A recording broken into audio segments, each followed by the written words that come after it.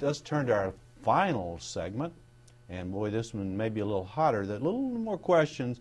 Federal Reserve meets again on the 26th and 27th of April. And Tony, give us your prognostication on the Fed. Anything they may say, do, not do. I think whatever. I think inflation's going to start to concern them. I think that they may tend to raise rates to not at that meeting though.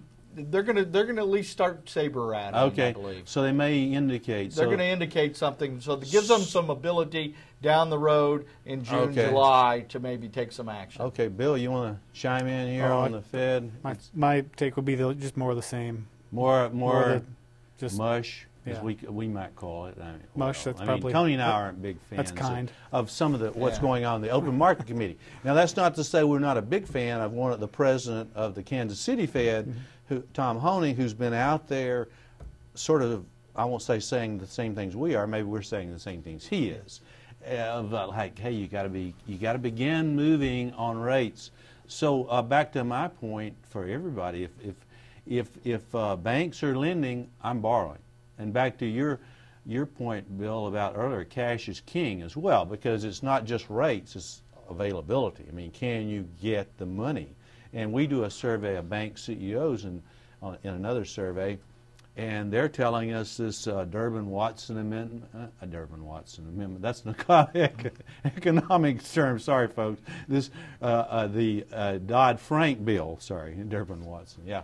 Dodd-Frank bill is going to cause some problems. I mean, but obviously, I mean, Tony, let me give you an opportunity to run off on the federal government with Dodd-Frank. Well, you know, there's a lot of people that have a lot of good intentions, yeah, and the Fed's one of those, and Congress is another.